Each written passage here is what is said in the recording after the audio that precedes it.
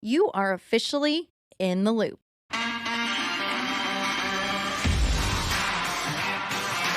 You are now officially in the loop. Let's get to it. All right, guys, welcome back to In the Loop podcast. We're talking all things WRWC 2025 champions this week on the podcast. And I am here today with our team roping champions who came in as challengers, although I don't really anticipate or think any of them are challengers. Ashton, Pratz, and Miss Tammy Lewis are joining us today on In the Loop podcast talking about their $64,000 win on the WRWC. So, girls, thanks for coming to the show today. Thank you for having us. Thank you. All right, so we're going to start off with a bang. Miss Ashton, she's 16 years old. No big deal. Is that the biggest amount of money that you've ever won before in team roping? Yes, ma'am. I've never had an opportunity to win that much, and now I finally got it under my belt. That's awesome. And so last year, the last couple years, you're a WRWC world champion in the Challenger Healing. Is that right? Yes, that was last year. And that was my rookie year, actually, too. Rookie year. I mean, you were made for the winner's circle. So tell me, why did you switch ends? Did you heal this year too? Tell me a little bit about your journey and how you got to rope with Miss Tammy Lewis. So I actually heal. I do both, and I heal more.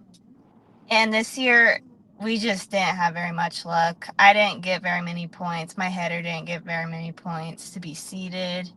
We had a rough first 2 rounds, so that's why it was not my year healing. Mm-hmm. Heading, last year wasn't my year heading, so it reverse roles. Gotcha. But now I think I'm starting to grab a hold of both of them, and I think this year I can go in with a better kind of, I don't want to say idea, but I have a better grasp on both of them. Gotcha. Well, I mean, it seemed like it worked out last year. Heading wasn't your thing. This year, healing wasn't your thing. You won a lot of money doing both. So can't wait to see what next year brings. Right. Tammy Lewis, you are no stranger to the winner's circle. I have grown up watching you rope and loved every minute of it. Not only are you a team roper, but you're a breakaway roper too. I mean, people probably don't know that, but you're a breakaway roper too. What's it like walking away with $64,000 from AT&T this year at the WRWC? It was awesome. Obviously I jackpot a lot and kind of quit rodeoing. I used rodeo all the time. I mean, if we had these opportunities when I was in my 20s, that would have been amazing. But now it's pretty much World Series jackpots and just, I went to all the women's rodeos back in the, 2000. I won the breakaway and the healing twice, back in 6, 7, and 8, I believe. But then we did some amateur rodeos, and my husband kind of quit going to the rodeos so much, and so we just jackpot. Yeah. So. Well, and there's so much money in team roping, and I think that's one thing as women in team roping, we're used to getting to rope at a lot of opportunities like that, at the World Series and at the USTRCs, things like that. But as far as women's official exclusive women's rodeo goes, this is such a huge opportunity. I remember you and I we're not going to age ourselves, but we used to rope for a lot less money at all the women's team ropings when we roped together. So now it's phenomenal that you get this opportunity to run at this kind of money. Oh, it was amazing. Yeah. Anytime you can run at a one header for 60,000, I mean, I don't know who. I mean, you just don't. That just doesn't happen. I mean, it was awesome. And I mean, the women's rodeo world championship is just amazing for all women. And it's, whether you're a number 3 or a number 7 or 6, it's just a huge opportunity. And I think it really, with us being challengers and winning the whole deal, I think it's going to just make more people want to nominate and try to get in. Well, and that's one thing I loved about it. I was watching the short round finale at AT&T. Not only did you win 64,000, but it was in front of a jam-packed house at AT&T, and that crowd, when they scream, it was just like it went all the way through your whole body from the top of your head to the soles of your feet. It was like you could definitely feel it and hear it. Um and I got to sit there. It was kind of neat. I was sitting there with a couple of WNBA basketball players, which was super fun, and I was explaining the team roping to them, and you guys went. The steers weren't very user friendly at AT&T. I thought they were a pretty tough set, just because of the setup and the things we had to do. It was just a little bit funky in the arena, but you guys made a great run. You went out there and you did your job no matter what. So talk about, was there any pressure back in the box with the atmosphere of AT&T, or did you guys just go out there and make your run? Talk me through that a little bit. Oh, I think. I'm the. Oh, let the header I go love first. She wants to pressure. throw her rope first, so we'll let her talk first. Okay, go ahead. I said, I love that pressure. I love that atmosphere. I love being in the bright lights. Like, that's for me. So that actually, everybody was laughing at me because I was yawning in the back right before I roped. And they were calling me. Yeah, I was yawning. I was so relaxed. I was so happy. And then it was kind of funny. So I go to the strip and shoot, and I see Kid Rock right there. Uh-huh. And that's when I got really nervous. You didn't say like, "What's up, Felicia?" So Tammy, I mean, you've been in so many of these situations. Is there any pressure when roping for that kind of money, or are you just going out there doing your job? Oh no, there was definitely pressure. It was really cool when Beverly and Jesse made a really good run, and at that time I was just like, well, we just got to go out there and not think about it that much. You just try to be as fast as you can and make it happen. And I wasn't going to kick over him or anything like that. I mean, I figured, they're winning it, and they're probably gonna win it unless I take a good shot right here. And I just, it just worked. You just went off on them on the corner and caught 2 feet. No big deal. It just worked. It was my turn, like I said. Yeah. And it's so neat that, like you said, you come in as a challenger team. And this year was a little bit different. So they took 3 pros and 3 challengers in each bracket, all to rope at AT&T. So it was a little different than it was last year. We all roped together before we got to AT&T. So I thought that was really neat, just to see. I know that there's quote unquote they're named pros, they're named challengers, but it's so strict on your just what you've won, lifetime earnings, and what your situation is currently, whether you're competing professionally a lot, or maybe, like you said, you're just jackpotting and doing some different things. So there's different opportunities for everybody to be a pro and a challenger. So, but I think it's so neat to see that the level of professionalism and competition is just as strong in the challenger group as it is in the pro group. And for you guys to come out on top was awesome. I want to talk a little bit about your strategy. How did you guys get here? How did you team up? Ashtyn, you're 16. Tammy, you're still 21. So how did you guys get teamed up and figure out that you're going to rope this year?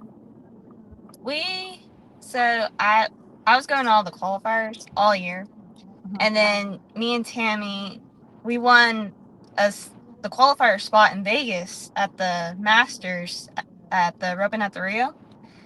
And that's where we teamed up and look at where we are now. I love it.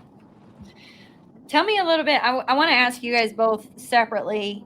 We all see you in the arena. Ashtyn, you're a competitor. Tammy, you're a competitor. But we've got a few fun WRWC facts outside of the arena. And Ashtyn, honestly, I don't know where this came from. I'm a little taken back by it, so I really want to know. It says that you want to be a tuna fishing captain. Like, what is that? And why on earth would a team roper want to be a tuna fishing captain? Okay, so when they sent us that text for the athlete bio form, we wanted something that was like really strong. And I remembered when I was younger, like this was kind of whenever I first started rodeoing. Like I wasn't fully into it. My dad used to work in Louisiana, and we'd always go over there, go offshore fishing, and I love being on the open water. So I was like, oh, I should own a fishing tuna fishing boat and have my own business in the Gulf of America now. Yeah. So that's where that kind of came from, because we love Louisiana. We love the offshore fishing. So we argued for that fun fact for about an hour because I was not really happy about it. But now that we get to joke about it, it's even better. I was like, I can honestly say that is not one of the things I have ever heard of somebody wanting to be. But if all else fails in team roping land, you can always be a tuna fishing captain. So, Exactly. Tammy, I love this one, and I'd love to see it. Which I know, I mean, I get it 200%. But in your fun fact, it says that you can change a tire in less than 5 minutes, which awesome is so cool, but not really cool because nobody wants to change any tires. But that just shows how much you've been down the road, how many tires you've been through, and how fast you can change them. I was trying to think of something, and I talked to just everybody. I'm like, what should I say? What should I say? And I mean, they talked about pickleball, and they talked about goat roping, and then they talked about the tires, and I'm like, well, this is actually the first trip probably, and I always start with good tires and everything, but for some reason get a flat tire every time I go somewhere. So I got to have a lot of practice changing tires. So I have an impact gun and drive up on the deal. And I mean, we literally have been late to rodeos and had to do it fast and started timing ourselves. We get so many flat tires. So anyways, it was just kind of.